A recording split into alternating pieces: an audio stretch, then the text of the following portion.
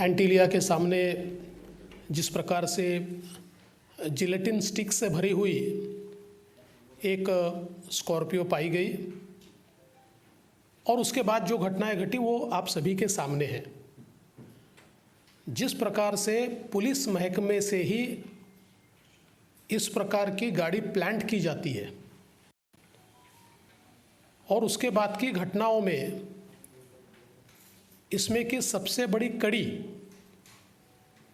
मनसुख हिरण, इनको जिस प्रकार से मर्डर उनका किया जाता है, जिस प्रकार से उनका खून किया जाता है, ये सारी चीज़ें मुंबई और महाराष्ट्र के इतिहास में इससे पहले कभी नहीं हुई। हमने 90 के दशक में क्रिमिनलाइजेशन ऑफ पॉलिटिक्स, राजनीति का अपराधीकरण, ये महाराष्ट्र में उसका अनुभव लिया था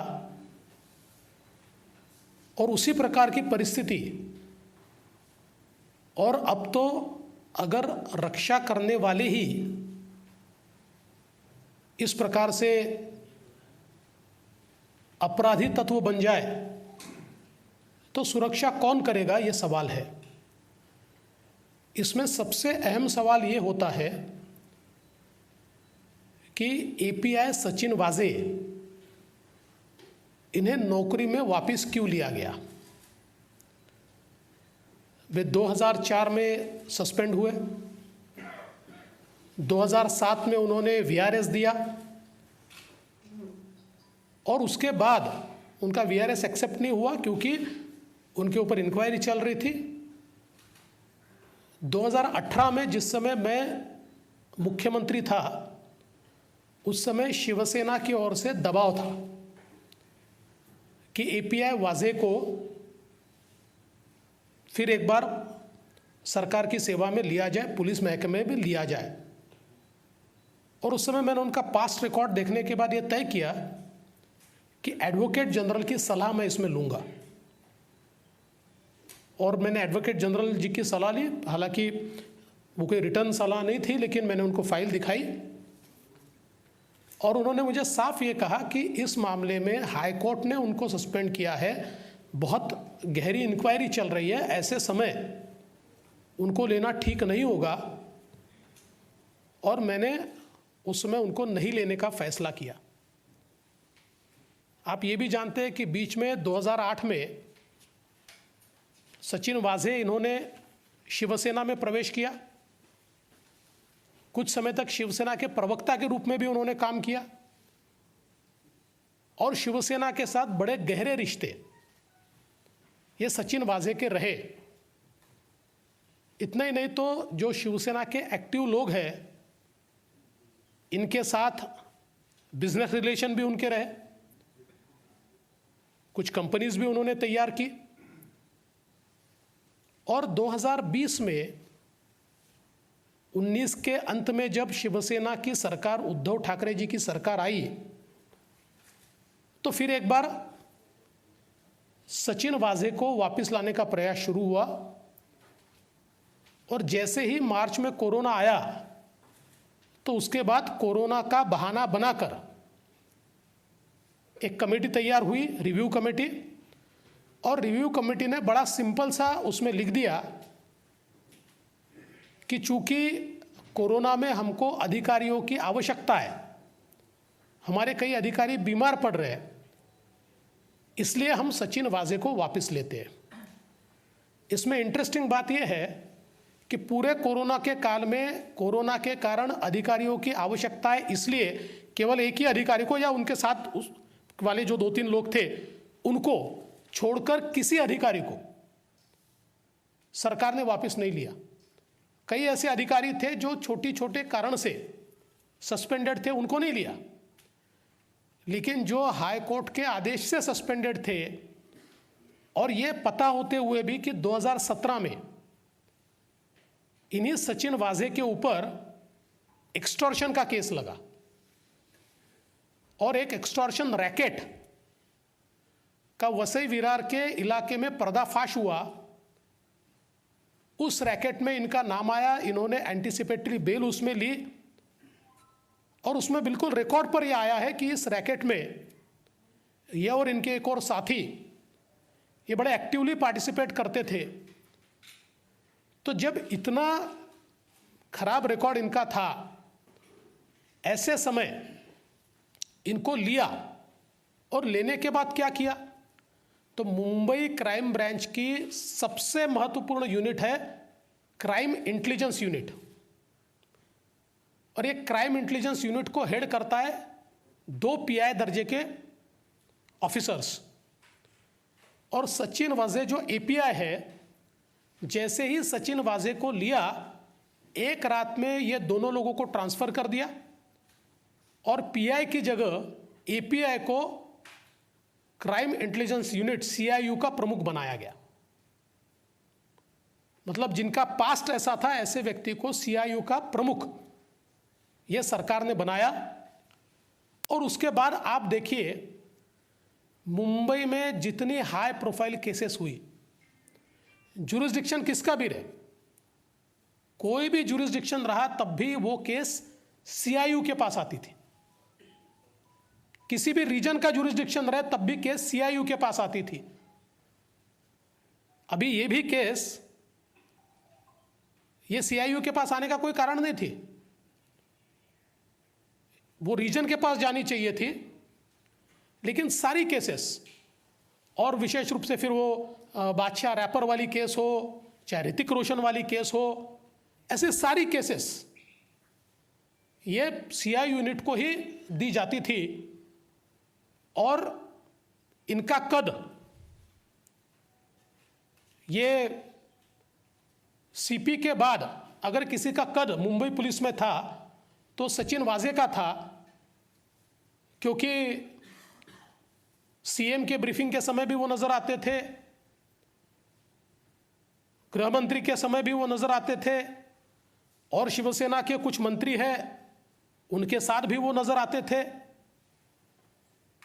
तो एक बड़ा कद उनको वहां दिया गया। और हमको तो यह बिल्कुल स्पष्ट रूप से रखता है कि एक प्रकार से वहां CIU के प्रमुख के रूप में नहीं, वसूली अधिकारी के रूप में उनको बैठाया गया और बड़े पैमाने पर मुंबई में डांस बार चलाने को खुली छूट, और सबके इंचार्ज ये।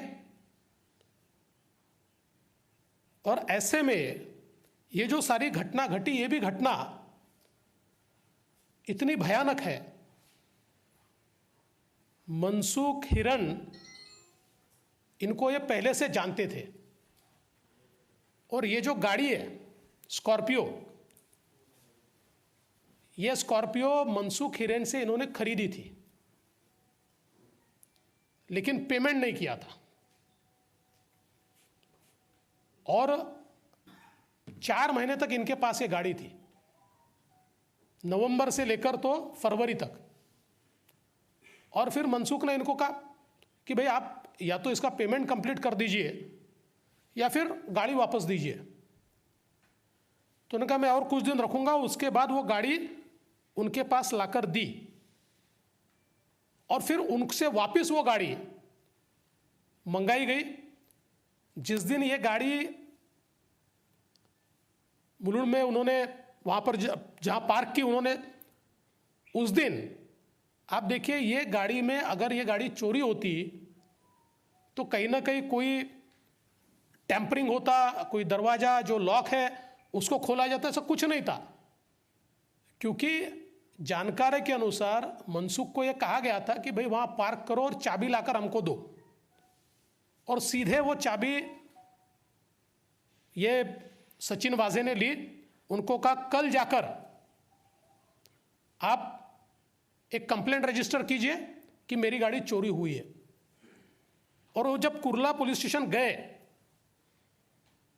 तो उनकी कंप्लेंट ली नहीं जा रही थी, क्योंकि कई बार पुलिस ये कहती है कि भाई 2-3 दिन रुकिए, उसके बाद हम रजिस्टर करते हैं, एक बार हम देख लेते हैं।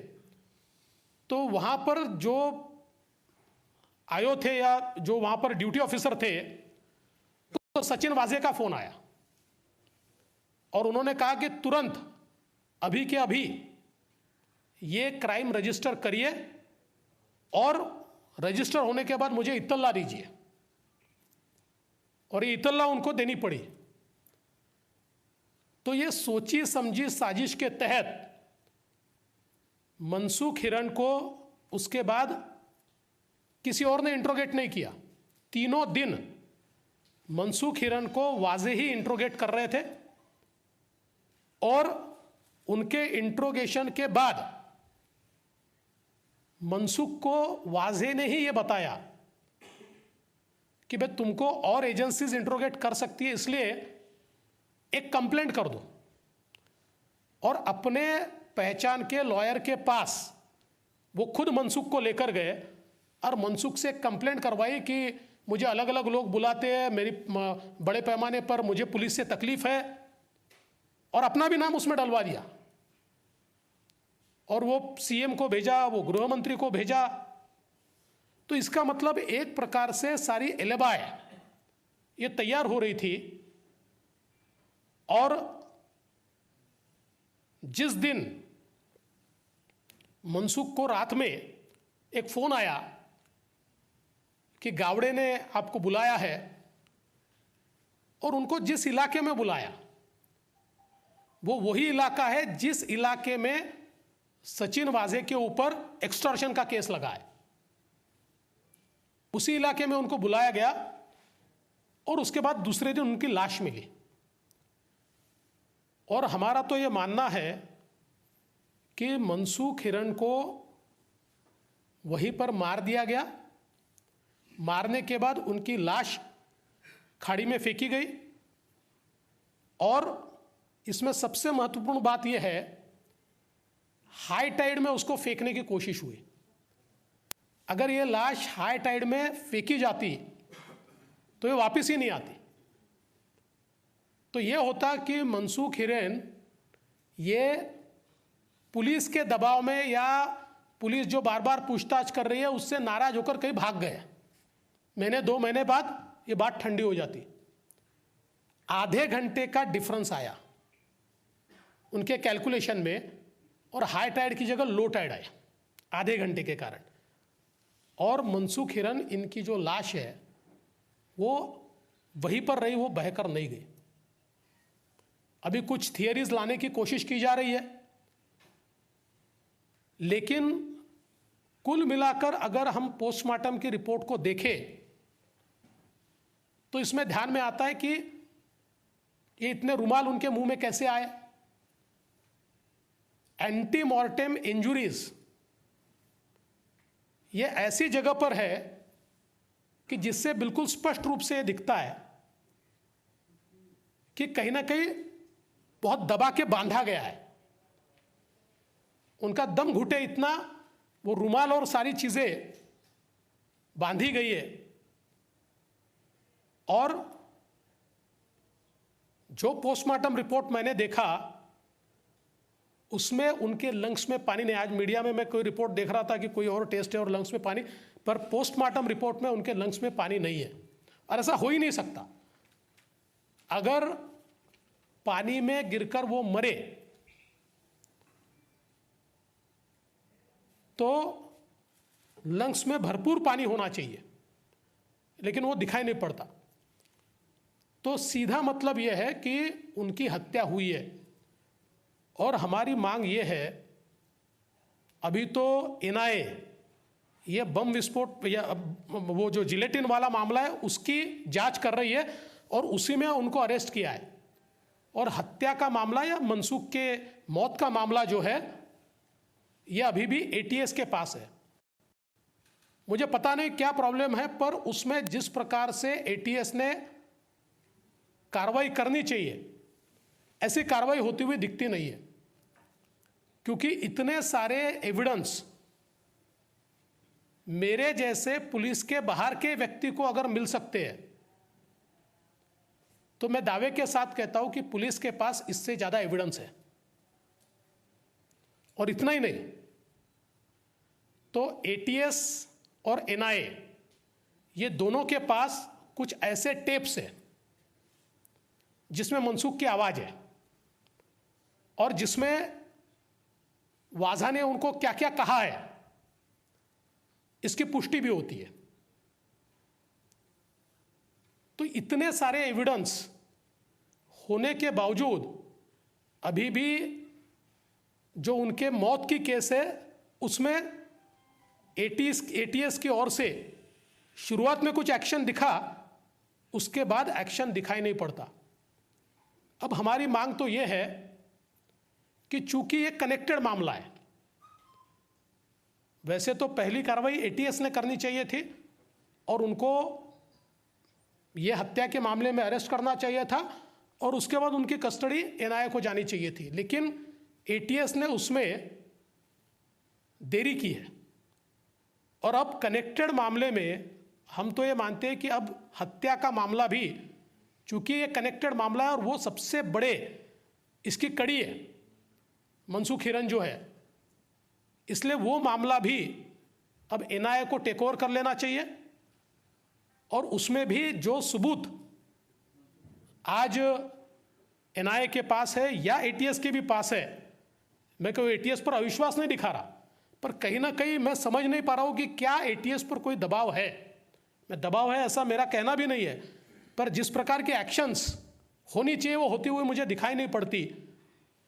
और इसलिए अगर ऐसी बात है तो कनेक्टेड मामला ये एनआईए को जाना चाहिए और तुरंत इस मामले में भी।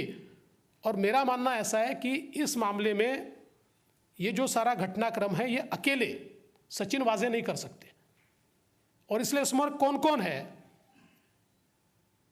इसका भी विचार कि निश्चित रूप से किया जाना चाहिए। कुल मिलाकर मुझे यह दिखाई पड़ता है कि फेलियर ऑफ पुलिस नहीं है, यह फेलियर ऑफ गवर्नमेंट है, क्योंकि सरकार ने ऐसे व्यक्ति को जिनका पास्ट पता है क्या है उसके बावजूद इतनी इंपॉर्टेंट जगह पर बैठाया। इसका मतलब कोई ना कोई ऐसी चीज सरकार की है कि जिस चीज के कारण उनकी मजबूरी है कि उनको बैठाना है। और जिस प्रकार से हमारे मुख्यमंत्री जी प्रेस कॉन्फ्रेंस में उनको डिफेंड कर रहे थे, सरकार जिस प्रकार से हाउस में उनको डिफेंड कर रही थी, अगर इतने सबूत मेरे पास नहीं आते तो शायद उसको तो महात्मा ही ठहराया जाता, क्योंकि सवाल पूछा जा रहा था कि ये क्या ओसामा बिन लादेन है, इस प्रकार के सवाल पूछे जा रहे थे।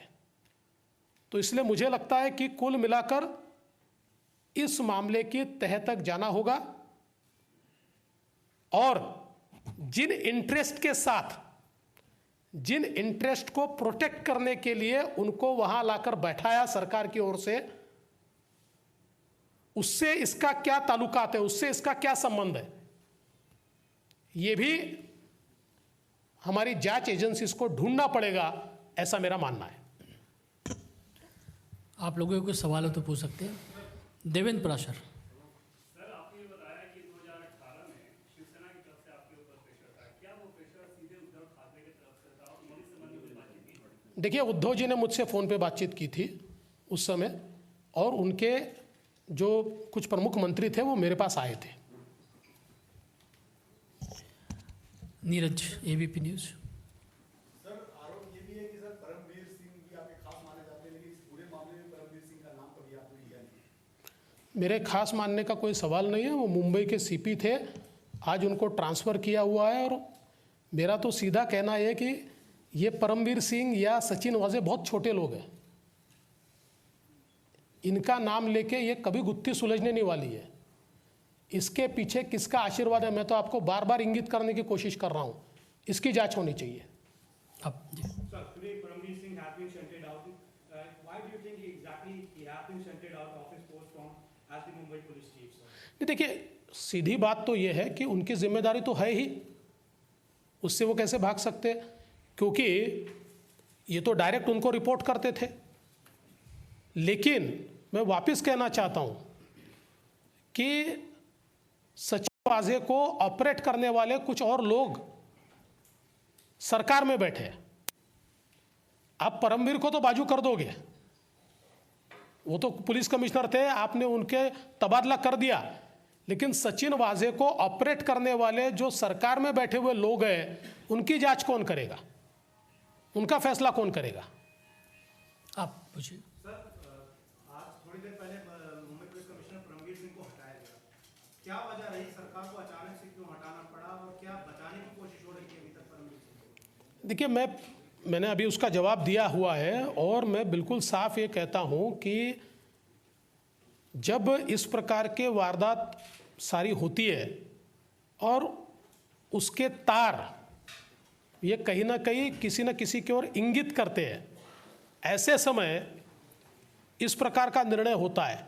मैंने तो पहले ही कहा कि परमवीर सिंह तो डायरेक्ट रिस्पॉन्सिबल, क्योंकि उनको वो रिपोर्ट करते थे तो उनको तो रिस्पॉन्सिबिलिटी लेनी पड़ेगी, लेकिन उनको रिस्पॉन्सिबल तय करके इसको समाप्त नहीं किया जा सकता। सचिन वाजे को ऑपरेट करने वाले पॉलिटिकल बॉसेस को ढूंढना पड़ेगा। कोई किसी खास व्यक्ति की तरफ इशारा आपका? देखिए, तो जांच एजेंसीज का काम है। आप पूछिए। हाँ सर, विनीत आपके पीछे। हाँ, आपने कहा कि ये जो घटना है फेलियर ऑफ पुलिस नहीं, फेलियर ऑफ गवर्नमेंट है, क्या आप नैतिकता के आधार पर इस्तीफा मांगते हैं मुख्यमंत्री को काटेगा? देखिए, मैंने इस्तीफा मांगने से थोड़ी वो देने वाले हैं, मैं तो रोज मांगूंगा, लेकिन वो थोड़ी देने वाले हैं। आपने कहा था कुछ दिन पहले कि और बहुत सारी गुपित मैं खोलूंगा, सरकार की जिस तरह से कार्रवाई हो रही है इस प्रकरण में, उसको लेके आप क्या कहेंगे? नहीं, देखिए, अभी तो बहुत सी चीज़ें बाहर आई, उस समय नहीं आ रही थी, सरकार उसको रोक रही थी, क्योंकि देखिए ये बड़ा मज़ेदार केस है कि जिसने केस किया वही आयो था पहले, यानी हम कहते ना सैया भय कोतवाल तो डर काहे का, इस प्रकार की अवस्था थी। और इसलिए उस समय मैं कह रहा था कि अगर ये सारी चीज़ें आप नहीं करोगे तो एक एक एविडेंस मैं दूंगा। अभी फॉर्चुनेटली जो एविडेंस मेरे पास थे वो सारे एनआईए के पास है, एनआईए ने वो सारे एविडेंस अप्रिशिएट किए, उसके ऊपर कार्रवाई चल रही है। विनीत। हाँ सर, मैं जैसा कि पूछा कि आप कह रहे हैं कि जो सत्ता में बैठे हैं वही है, वो उनके पास खड़ी थी, तो क्या इस्तीफे की मांग कर रहे थे या फिर उन्हें कुछ दिनों के लिए वो वहाँ से हट जाना चाहिए?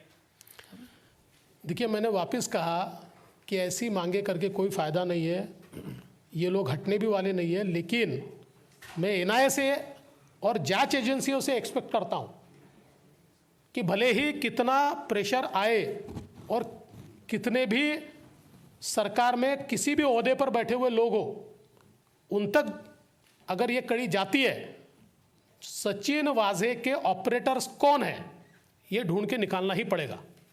आप जी। एक सवाल मेरा आपसे ये है कि आपने ये सचिन वाजे का पूरा कैरेक्टर बताया कि उनका किस तरह से सरकार के साथ वो रहा, नजदीकी रही। मैं आपसे ये जानना चाह रहा हूँ कि इस मामले में जिस तरह से एनटीवीए के बाहर जो जिलेटिन की छड़ें मिली गाड़ी के अंदर, इसे आप कैसे देख रहे हैं कि एनटीवीए के बाहर विस्फोटक रखने का क्या मतलब है, क्या मकसद? नहीं, देखिए, ये मकसद तो अभी ढूंढना ही पड़ेगा, ये तो एनआईए ढूंढेगा।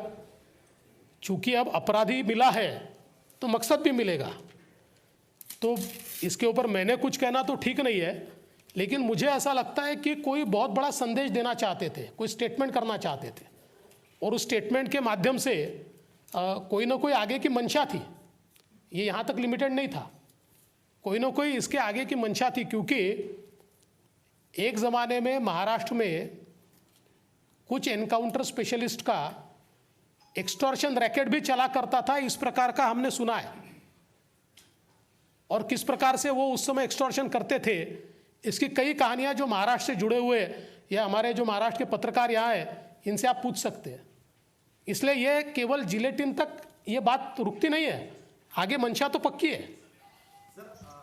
आप एक आपके एमएलए नीतीश राणे जी ने भी आरोप किया है कि इसमें इन्वॉल्वमेंट उद्धव ठाकरे जी के रिलेटिव है और उनका नाम भी लिया है वरुण सरदेसाई, तो ऐसे ही और कुछ इन्वॉल्वमेंट इनकी है क्या और उसके क्या एविडेंस है? और दूसरा सवाल, महाराष्ट्र कांग्रेस ने यह एलिगेशन किया है जो ब्लैक कार उसमें मिली है इस क्राइम सीन में, उसमें बीजेपी के कार्यकर्ता का भी हाथ है क्योंकि उसके साथ फोटो है। वो गाड़ी बीजेपी वाली की है। देखिए, पहले तो मैं पहले बता देता हूँ कि कितना मूर्खतापूर्ण बयान है, इसका जवाब उसी समय दे दिया गया, क्योंकि उस व्यक्ति ने बताया कि जिसकी कार थी जिसने बेची है वो उसका दोस्त है और दोनों ने मिलकर साथ में फ़ोटो निकाला है। तो कम से कम इतनी तो अकल लगानी चाहिए कि जब हम कोई आरोप करते हैं तो कुछ पुष्टि भी उसकी कर लेनी चाहिए। लेकिन उनको इंटरेस्ट केवल आरोप करने में है और वो ऐसे मूर्खतापूर्ण आरोप हमेशा ही करते रहते हैं। उन्होंने पहली बार नहीं किया है, इसलिए उसका जवाब देना भी मैं मेरे लेवल का नहीं समझता। दूसरी आपने जो क्या बात कही थी आपने, हाँ आपने जो बात कही थी, देखिए उसमें नीतीश जी ने जो आरोप लगाए हैं निश्चित रूप से कोई ना कोई विचार करके उन्होंने वो आरोप लगाए होंगे। मैं आज उसके ऊपर बोलूँगा, पर मैं इतना ज़रूर कह सकूँ कि मुंबई में बेटिंग का जो रैकेट है, उस रैकेट के साथ कहीं ना कहीं सचिन वाजे या उनके साथ वाले लोगों की कोई ना कोई बातचीत चल रही थी। मेघा जी पूछिए, मेघा जी।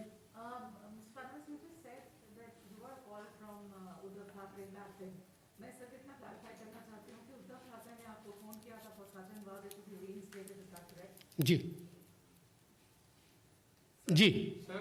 2018 में वापस बोल देता हूँ, 2018 में उद्धव जी ने भी मुझसे बात की थी और उनके मिनिस्टर्स भी मेरे पास आए थे फॉर सचिन वाजे। महाराष्ट्र में होम मिनिस्ट्री एनसीबी के पास है, अनिल देशमुख होम मिनिस्टर है, क्या इनको अनिल देशमुख जी को इसके बारे में पूरी जानकारी थी या वो पूरे ब्लाइंड में थे, उनको अंधेरे में रखा गया था? नहीं, इसके बारे में तो वही बता सकते हैं, क्योंकि आज जो मैं न्यूज़ देख रहा हूँ तो मेरे ध्यान में आया कि होम मिनिस्ट्री तो 3 लोग चला रहे, एक आदमी तो नहीं चला रहा है। आप पूछिए जी। Sir, the Aghadi is giving the various statement, varying statement is coming from all the 3 different parties who are in the government in Maharashtra. How do you analyze that and what is your read of that?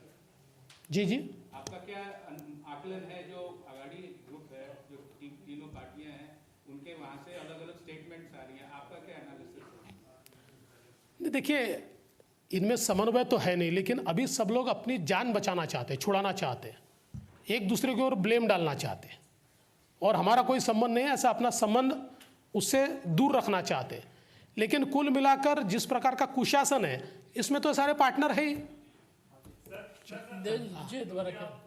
रहे हुए हैं, बहुत सारे मामले के सबूत आपके पास है, आपके संज्ञान में है, क्या आपको लगता है कि मुख्यमंत्री उद्धव ठाकरे या मातोश्री के इन्वॉल्वमेंट के बिना ये संभव था? क्या उनका इन्वॉल्वमेंट देख रहे हैं आप?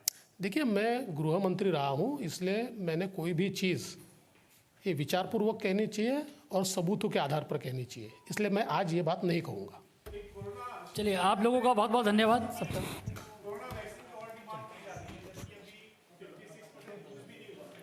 ये बिल्कुल सही बात है, अभी जो वैक्सीन दिया हुआ है उसका 56% वैक्सीन महाराष्ट्र ने इस्तेमाल नहीं किया है, और राजनीति की जा रही है कि हमारे को वैक्सीन कम दिया जाता है। पहले दिया हुआ वैक्सीन महाराष्ट्र ने यूज़ करना चाहिए।